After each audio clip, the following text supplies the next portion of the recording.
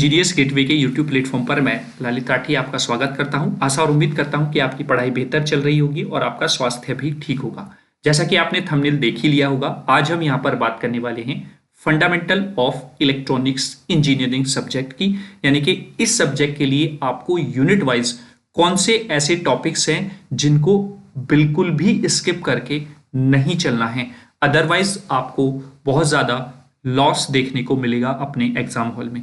या फिर हम सिंपल लैंग्वेज में अगर आपसे बोलें तो हमारा इस वीडियो का टारगेट ये रहेगा कि जो बच्चे कम समय में अच्छे मार्क्स अचीव करना चाहते हैं तो वो हमारे बताए हुए इस वीडियो में जो भी मैं यूनिट वाइज आपको टॉपिक बताऊंगा या जो गाइडेंस मैं आपको प्रोवाइड कराऊंगा उनको तैयार करके आप अच्छे मार्क्स अचीव कर सकते हैं। और शुरुआत में वीडियो शुरू करने से पहले आप वीडियो को शेयर कर दीजिए ज़्यादा से ज़्यादा ताकि वीडियो सभी बच्चों तक पहुंच सके। और पहली बार चैनल पर विजिट कर रहे हैं तो चैनल को सब्सक्राइब भी कर लीजिए, बेल आइकन को भी प्रेस कर लीजिए ताकि आने वाली सारी महत्वपूर्ण वीडियोस के नोटिफिकेशन समय समय पर आप तक पहुंचते रहें।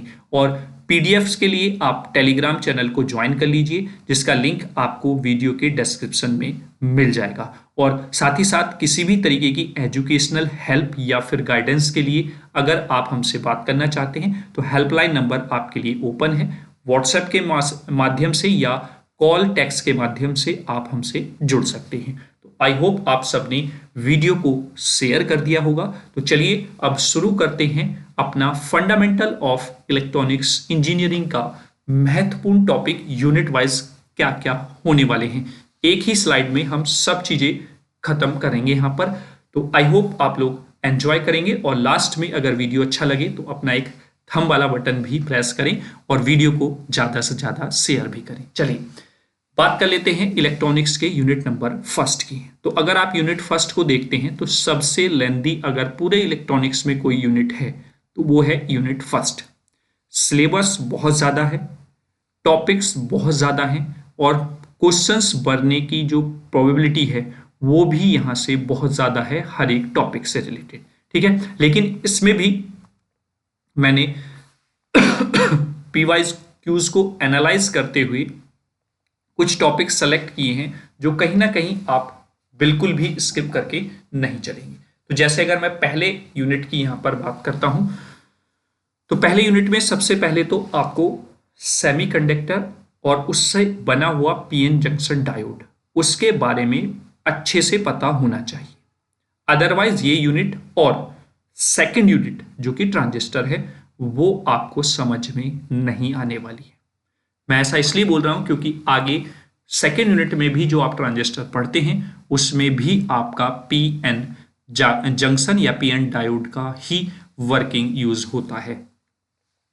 तो अगर आपको फाउंडेशन अच्छा करना है तो पहली यूनिट अच्छे से आप पढ़ें और उसमें भी आप पीएन जंक्शन डायोड के बारे में अच्छे से तैयार करें चीजों को, ठीक है। उसके लिए वीआई कैरेक्टरिस्टिक मोस्ट इंपॉर्टेंट होती है। 2 मार्क्स में भी कई बार पूछा गया है, चाहे आइडियल डायोड के लिए हो या प्रैक्टिकल डायोड के लिए हो। वहीं पर ब्रेकडाउन मोस्ट इंपॉर्टेंट क्वेश्चन है। थ्योरी के पॉइंट ऑफ व्यू से आपका 7 मार्क्स में भी क्वेश्चन बन जाता है जब डिफरेंस के साथ वहां पर ब्रेकडाउन पूछ लेता है। तो ये आपका पहला इंपॉर्टेंट पार्ट हो गया है यूनिट फर्स्ट का डायोड से रिलेटेड, ठीक है। आई होप आप लोग समझ गए होंगे। पीएन जंक्शन में अगर 10 एग्जाम की बात करें तो उसमें से 8 बार आपको ये क्वेश्चंस देखने को मिलेंगे यहां से, ठीक है। चलिए अब इसके बाद आते हैं इसकी एप्लीकेशन पर, डायोड के एप्लीकेशंस। डायोड की एप्लीकेशन में सबसे पहले है आपका रेक्टिफायर। अब रेक्टिफायर आपके 2 तरीके के रहते हैं, half wave rectifier, full wave rectifier. Half wave rectifier तो सिंगल ही है, लेकिन फुल वेव जो रेक्टिफायर होता है वो भी 2 तरीके का होता है। एक ब्रिज रेक्टिफायर होता है जैसा कि आप यहां पर देख रहे होंगे, और एक आपका सेंटर टैप्ड रेक्टिफायर होता है।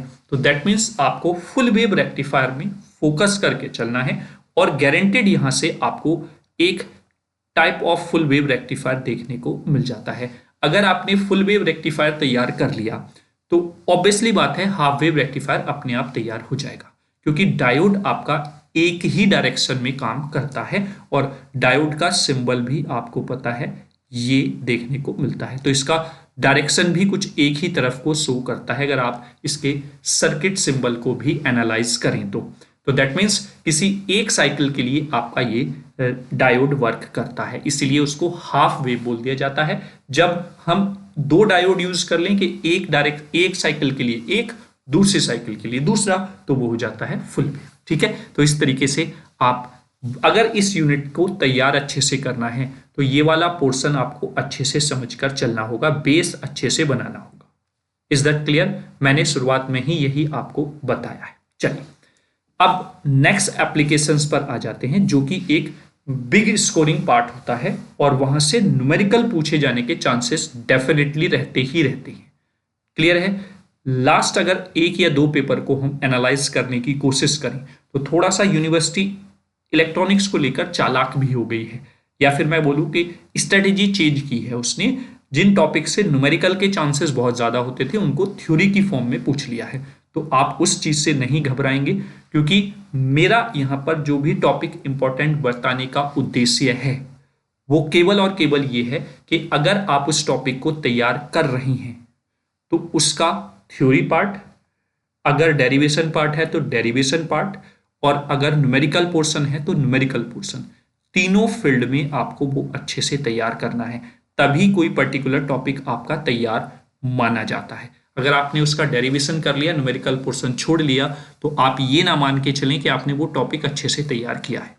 मैं आपको शुरुआत में ही ये बता देता हूं, हर एक यूनिट के हर एक टॉपिक के लिए ये कंडीशन फॉलो करनी है। ठीक है, चलिए न्यूमेरिकल के अगर हम पोर्शन से बात करें यहां पर यूनिट फर्स्ट के, तो क्लीपर, क्लैंपर और जीनर डायोड, इन पर बेस्ड न्यूमेरिकल आपका पूछा जाता है।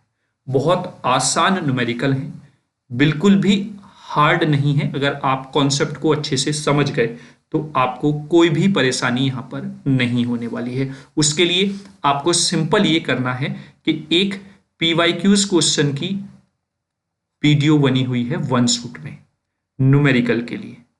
ठीक है, आप वो देख लीजिए, आपको नेचर ऑफ क्वेश्चन पता चल जाएगा, लेवल ऑफ क्वेश्चन पता चल जाएगा, और कितने इजी क्वेश्चंस हैं आसानी से आप कर ले जाएंगे ये भी आपको क्लियर हो जाएगा। जो एक डर है न्यूमेरिकल को लेकर वो वहां से आपका क्लियर हो जाएगा। उसके लिए प्लेलिस्ट में जाना है, PYQs की 2025 की एक इलेक्ट्रॉनिक्स की प्लेलिस्ट बनी हुई है, बस उसी को आप फॉलो कर लें। ठीक है, चलिए तो ये आपका यूनिट फर्स्ट का सिनेरियो हो जाता है, जो कि सिलेबस के पॉइंट ऑफ व्यू से बहुत ही लेंथी यूनिट है। ठीक है, चलिए अब बात कर लेते हैं हम ट्रांजिस्टर की। तो अगर आप 5 यूनिट में से कोई भी 4 या 3 यूनिट करना चाहते हैं तो आप फर्स्ट यूनिट को स्किप कर सकते हैं मेरे राय में, क्योंकि इसका सिलेबस लेंथी है। इजी है लेकिन सिलेबस लेंथी है, टॉपिक्स बहुत सारे हैं यहाँ पर। ठीक है, चलिए अब बात करते हैं यूनिट नंबर 2 की, जो कि है आपका ट्रांजिस्टर। ट्रांजिस्टर में सबसे इंपॉर्टेंट क्वेश्चन पूछा जाता है 2 नंबर में 10 में से 9 क्वेश्चन पेपर में, अल्फा और बीटा जो कि 2 कोफिशिएंट हैं इनके बीच रिलेशन फाइंड आउट डेफिनेटली वो कराता है। ठीक है, साथ ही साथ इसके साथ एक न्यूमेरिकल भी अटैच करके दे देगा, तो वो भी आपको ध्यान में रख के चलना है। अल्फा और बीटा में जो रिलेशन आता है उससे बेस्ड न्यूमेरिकल भी पूछा जाता है, किसी थ्योरी के साथ कनेक्ट करके दे देगा, तो आप इस चीज को जरूर ध्यान में रख के चलेंगे। अल्फा बीटा रिलेशन और इस पर बेस्ड न्यूमेरिकल जो कि बहुत छोटा पूछा जाता है वो आपको तैयार करना है। चलिए अब आगे इसमें सिनेरियो क्लियर है, आपको ट्रांजिस्टर पढ़ना है और मोसफेट पढ़ना है। ट्रांजिस्टर भी आपके 2 टाइप के होते हैं, P टाइप और N टाइप, उनमें से ही कोई सा एक वो पूछ लेगा। अब पूछेगा क्या वो आपको ध्यान में रखकर चलना है, जैसे कंस्ट्रक्शन पूछेगा, उसकी वर्किंग पूछेगा, VI कैरेक्टरिस्टिक पूछेगा, ये मोस्ट इंपॉर्टेंट है। देखिए VI कैरेक्टरिस्टिक कंस्ट्रक्शन अगर किसी भी टॉपिक का है तो वो आप नीट एंड क्लीन तरीके से बनाकर चलेंगे, ये विशेष आपको ध्यान रखना है, क्योंकि एग्जामिनर के पास समय नहीं है आपकी थ्योरी वाली पैराग्राफ को पढ़ने का। वो आपके डायग्राम, आपके रिप्रेजेंटेशन ऑफ क्वेश्चन से ही समझ जाएगा कि हाँ आपने कितने अच्छे से लिखा हुआ है। ठीक है, तो इसलिए VI कैरेक्टरिस्टिक कंस्ट्रक्शन बहुत नीट एंड क्लीन तरीके से बनाना है। ठीक है, इसमें भी मैं प्रोबेबिलिटी बता देता हूं, एन टाइप यानी कि NPN ट्रांजिस्टर जो है उसकी प्रोबेबिलिटी ज्यादा रहती है। ठीक है, क्लियर। चलिए, लेकिन अगर PNP भी आ जाता है तो वर्किंग में केवल P और N का डिफरेंस होना है, अदरवाइज स्टेप्स अगर आप ध्यान से देखेंगे तो वही फॉलो किए जाते हैं। ठीक है, इसलिए मैंने शुरुआत में बोला था कि पहली यूनिट अगर आप तैयार भी नहीं करते हैं तो मेरी राय में आप PN जंक्शन को, उसकी वर्किंग को अच्छे से पढ़ लें, वो आगे सेकेंड यूनिट में भी आपके काम आएगी। ऐसा नहीं कि NPN ट्रांजिस्टर में ही, मॉसफेट में भी वो वहां पर आपको देखने को मिलती है। ठीक है, मॉसफेट ट्रांजिस्टर जो टाइप्स हैं इनके बीच में डिफरेंस भी पूछा जाता है।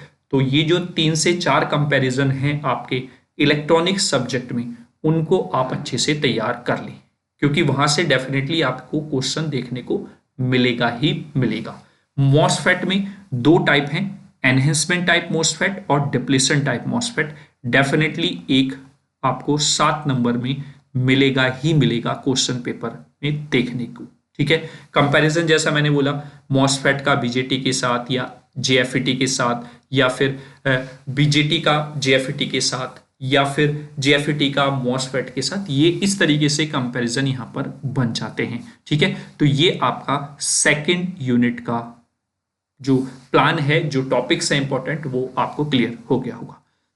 थर्ड यूनिट जो कि ऑपरेशनल एम्पलीफायर है, अगर आप इस यूनिट को इसके पहले टॉपिक से पढ़ेंगे और जितने भी टाइप्स इसमें दिए हुए हैं वो सब आपको इतने आसान लगेंगे। अगर आप स्टेप बाय स्टेप देखें, एक वन शॉट वीडियो है, आप एक बार उसको शुरू करके एंड तक देख लेना, गारंटी है यहां से आपको कोई भी क्वेश्चन मिस नहीं होगा इस यूनिट से, मैं ये गारंटी ले रहा हूं। एक केवल वन शॉट वीडियो से बस शुरुआत से एंड तक देखना है, क्योंकि यहां पर एक डोर दूसरे डोर से कनेक्ट है। अगर कोई सा भी मेथड आपने बीच में मिस किया तो फिर आप कंफ्यूजन में ही उलझ जाएंगे और आपको समझ में नहीं आने वाला है कुछ भी। ठीक है, तो ऑपरेशनल एम्पलीफायर में शुरुआत अगर मैं टॉपिक वाइज अगर आपसे बोलूं तो इसका ब्लॉक डायग्राम मोस्ट इंपॉर्टेंट। इसकी करेक्टरिस्टिक तो आप पूछिए ही मत, आपको डेफिनेटली मिलेंगी ही मिलेंगी। 2 नंबर में भी मिल जाती हैं और क्वेश्चन के 7 नंबर वाले के साथ भी अटैच करके पूछ लेता है। जैसा कि मैंने यहां पर मेंशन भी किया है कि 9 आउट ऑफ 10 टाइम्स आपका ये पूछा जाता है करेक्टरिस्टिक। Is that clear? तो ये ब्लॉक डायग्राम और इसकी ब्लॉक डायग्राम की एक्सप्लेनेशन और करेक्टरिस्टिक्स तो आपको मिस करनी ही नहीं है। देन यहां से आपकी प्रोबेबिलिटी न्यूमेरिकल की भी बहुत बनती है, यानी कि 7 नंबर का न्यूमेरिकल एक्सपेक्टेशन जो मेरी तरफ से है वो 100% रहती है ऑपरेशनल एम्पलीफायर से। बहुत इजी है, बहुत ऐसा न्यूमेरिकल आता है कि आप आधे पेपर पे खत्म कर लेते हैं 7 नंबर का क्वेश्चन। तो आप खुद अंदाजा लगाइए, थ्योरी वाले पार्ट में जो आपके माइंड में रहता है कि कम से कम मुझे 3-4 पेज भरने हैं, तो अगर उतने ही नंबर आपको आधा पेज भर के मिल रहे हैं न्यूमेरिकल में तो क्या प्रॉब्लम है? ठीक है, तो आप इसके न्यूमेरिकल को भी बहुत अच्छे से तैयार करके जाएंगे। न्यूमेरिकल के लिए एक ही सॉल्यूशन है, वन शॉट वीडियो पूरा देख लीजिए। पूरी इलेक्ट्रॉनिक्स के न्यूमेरिकल पहली यूनिट से लेकर 5th यूनिट तक जो भी पूछे जाते हैं, जिस टाइप के भी पूछे जाते हैं, वो सब वहीं पर आपको मिल जाएंगे। Is that clear? चलिए आगे बात करता हूं कुछ शॉर्ट क्वेश्चन से रिलेटेड टर्म्स की। तो यहां पर CMRR है, स्लू रेट है, वर्चुअल ग्राउंड है, ये सब क्या होते हैं ऑपरेशनल एम्पलीफायर में, उनको आप अच्छे से तैयार कर लेंगे। यहीं से आपको 2 मार्क्स में क्वेश्चन देखने को मिल जाएगा। ठीक है, चलिए तो ये आपकी 3 यूनिट का सिनेरियो नीट एंड क्लीन तरीके से आपको क्लियर हो गया होगा। चलिए अब बात कर लेते हैं यूनिट नंबर 4 की। बहुत ही हलवा यूनिट है, 2 या 3 कॉन्सेप्ट ही आपको ध्यान में रखने हैं, उससे ज्यादा इसमें कुछ नहीं है। और 2 या 3 कॉन्सेप्ट को भी अगर आप नहीं छूना चाहते हैं तो एक महारत क्वेश्चन जो है, जो टॉपिक है, उसको तो आप उसके 0 से उसके टॉप लेवल तक तैयार कर लें। गारंटी है वहां से आपको 7 मार्क्स मिनिमम, 14 मार्क्स मैक्सिमम, यानी कि दोनों लॉन्ग क्वेश्चन भी वहां से आपको देखने को मिल जाते हैं। ठीक है, उसकी वो टॉपिक है जिसकी मैं बात कर रहा हूं, के मैप। यहां से आपको मिनिमम 7 नंबर और मैक्सिमम 14 नंबर, यानी कि मैक्सिमम मैं इसलिए बोल रहा हूं कि कभी कभी सेक्शन बी और सेक्शन सी के भी एक चॉइस वाले क्वेश्चन में के मैप का ही क्वेश्चन वो दे देते हैं। तो सेक्शन बी में भी आपने 7 मार्क्स का अटेम्प्ट कर लेंगे और सेक्शन सी में भी, लेकिन उसके लिए आपको के मैप 0 से टॉप लेवल तक पढ़ना होगा, यानी कि 6th वेरिएबल तक आपको पढ़कर जाना है। और उसका भी एक ही सॉल्यूशन है, के मैप की एक पूरी वन शूट वीडियो है जिसमें शुरुआत से कि के मैप क्या होता है, के मैप में कैसे हमने कौन सी स्ट्रेटेजी यूज की है, क्या उसके स्टेप्स हैं के मैप के फॉलो करना है क्वेश्चन को सॉल्व करते हुए, या फिर कैसे पेयरिंग करनी है, क्या सॉफ्ट फॉर्म होती है, क्या पॉस्ट फॉर्म होती है, वो सब वहां पर बताया गया है। तो पहला इंपॉर्टेंट टॉपिक के मैप, जिसको आपको छोड़ना ही नहीं है। उसके बाद आते हैं नंबर कन्वर्जन, यानी कि नंबर सिस्टम में नंबर कन्वर्जन जो होता है, बाइनरी से ऑक्टल, ऑक्टल से डेसिमल, डेसिमल से बाइनरी, बाइनरी से डेसिमल या फिर हेक्साडेसिमल, वो सब आपका नंबर कन्वर्जन में आता है। और यहां से भी आपको एक 7 नंबर के क्वेश्चन की प्रोबेबिलिटी बन जाती है। ठीक है, वो आपके उस क्वेश्चन के माध्यम से 3-4 पार्ट बना देता है उस क्वेश्चन के, और वहां पर आपसे पूछ लेता है। अगर हम तीसरे पार्ट की बात करें या तीसरे टॉपिक की बात करते हैं यहां पर, तो वो है आपका subtraction by using the complement. कौन से complement? 1's complement, 2's complement, 9's complement और 10's कॉम्प्लीमेंट। इन्हीं को क्वेश्चन को कनेक्ट करके ये इस 7 मार्क्स की जो मैं बात कर रहा था, जिसमें आपके 4 से 5 पोर्शन वो बनाकर 7 मार्क्स में क्वेश्चन बना देता है लॉन्ग, तो उनमें से आपका 1 या 2 पार्ट वो 1's complement, 2's complement, 9 compliments या 10 कॉम्प्लीमेंट से रिलेटेड पूछ लेता है। तो 4th यूनिट के सिनेरियो में अगर हम बात करें तो 3 कैटेगराइज हो जाती हैं चीजें, के मैप में, नंबर कन्वर्जन में और कॉम्प्लीमेंट में। इन्हीं चीजों पर आपको फोकस करना है, अच्छे से तैयारी करनी है, आपका ये यूनिट भी बहुत आसानी से तैयार हो जाएगा। अब बात कर लेते हैं यूनिट नंबर 5 की। इलेक्ट्रॉनिक्स में unit number 3rd, 4th, 5th बहुत ही इजी यूनिट है। हाँ, प्रैक्टिस आपको करनी पड़ेगी ज्यादा, लेकिन आसानी से आप तीनों यूनिट को बहुत अच्छे से तैयार कर सकते हैं। और 3 यूनिट जहां आपने बहुत अच्छे से तैयार की, तो पहली और दूसरी यूनिट में जो मैंने इंपॉर्टेंट टॉपिक्स बताए हैं, इनमें भी थोड़ा सा भी आपने देख लिया तो आप 50+ मार्क्स लेकर आएंगे, ये गारंटी है मेरी। ठीक है, क्योंकि 3 यूनिट तैयार करने से ही सेक्शन बी तो पूरा आपका रेडी हो गया ना 21 मार्क्स का। ठीक है, तो और सेक्शन सी में भी 3 क्वेश्चन आप अटेम्प्ट करके आए 21 मार्क्स के, और क्योंकि 3 यूनिट हैं तो डेफिनेटली 7 में से 4 क्वेश्चन आपको मिलेंगे ही मिलेंगे, यानी कि 4 2 जा 8। तो आप खुद देख लीजिए, मैं कहीं पर अगर आपसे गलत कह रहा हूं तो यहां पर लगभग 50 मार्क्स का आपको 3 यूनिट से ही देखने को मिल जाएगा।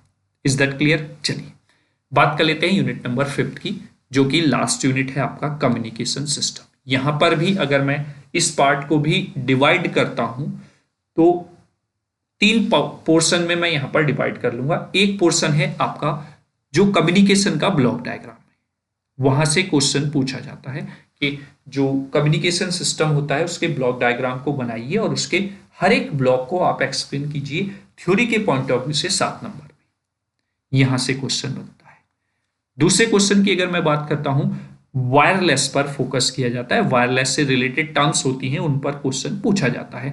बेसिकली डायरेक्टली उसने सिलेबस में दिया हुआ है सैटेलाइट और रडार, अदरवाइज इसमें 2 टॉपिक और आप नोट डाउन करेंगे। एक है आपका ब्लूटूथ जिस पर क्वेश्चन पूछा जाता है, और एक है आपका वाईफाई जिस पर आपका क्वेश्चन बनता है, क्योंकि ये जनरल चीजें आप वायरलेस से रिलेटेड यूज करते हैं अपनी लाइफ में, तो इसलिए वहां से क्वेश्चन बना लिया जाता है। ठीक है, अदरवाइज सैटेलाइट और रडार में से एक क्वेश्चन आपको देखने को मिल ही जाएगा। ठीक है, अब बात कर लेता हूं मोस्ट इंपॉर्टेंट की, जहां से तो आपको एक 7 नंबर का क्वेश्चन छपा हुआ मिलना ही मिलना है, वो है आपका एम्पलीट्यूड मॉड्यूलेशन। ये ऐसा टॉपिक है जो थ्योरी के पॉइंट ऑफ व्यू से, जो न्यूमेरिकल के पॉइंट ऑफ व्यू से, जो डेरिवेशन के पॉइंट ऑफ व्यू से, तीनों फील्ड्स को कवर करके चलता है। ये आपको विशेष ध्यान रखना है। और जैसा वेटेज आपका के मैप का है, सेम वेटेज यहाँ पर एम्पलीट्यूड मॉड्यूलेशन का हो जाता है। यानी कि कभी कभी क्या होता है कि 14 मार्क्स भी आपके ये दिलवा देता है यही एक पर्टिकुलर टॉपिक। मतलब सेक्शन बी में न्यूमेरिकल पूछ लिया और सेक्शन सी के एक क्वेश्चन में यहां से थ्योरी के साथ इसको पूछ लिया, इसके डेरिवेशन को पूछ लिया। तो आपको इस टॉपिक को स्किप नहीं करके चलना है। के मैप और एम्पलीट्यूड मॉड्यूलेशन तो आप घोट के पी जाइए, बेसिक से लेकर और टॉप लेवल तक, ताकि आपका कैसा भी क्वेश्चन बन जाए आप इसके क्वेश्चन तो करके ही आएंगे।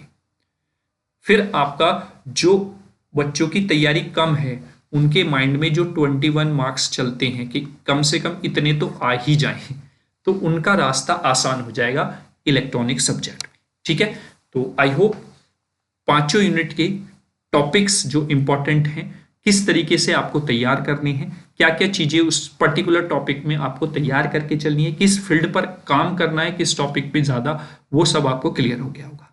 तो आई होप आपने वीडियो को एंजॉय किया होगा और लास्ट तक बने रहने के लिए आप सबका बहुत बहुत धन्यवाद। Thanks for watching this video. आपको वीडियो कैसा लगा है उसके लिए, अगर वीडियो अच्छा लगा है तो सबसे पहले आप एक थंब वाला बटन आप जरूर प्रेस कर दें, जो कि हमें एक कॉन्फिडेंस देता है आगे और बेहतर चीज़ें आपके लिए लेकर आने के लिए। और साथ ही साथ अगर कोई वैल्यूबल फीडबैक है तो उसके लिए आप कमेंट बॉक्स में कमेंट जरूर कर दें, ताकि आपके और हमारे बीच में कम्युनिकेशन का चैनल बना रहे और हमारी आपस में बातें होती रहें। ठीक है, चलिए आगे। अगर आपने अभी तक चैनल को सब्सक्राइब नहीं किया है तो चैनल को भी आप सब्सक्राइब कर लीजिए और साथ ही साथ बेल आइकन को भी प्रेस कर लीजिए, क्योंकि बेल आइकन प्रेस रहेगा तभी उस सब्सक्राइब बटन का फायदा आपको मिलेगा। क्यों? क्योंकि महत्वपूर्ण वीडियोस के नोटिफिकेशन तभी आप तक समय पर पहुंचेंगे जब आप बेल आइकन को प्रेस करके रखेंगे।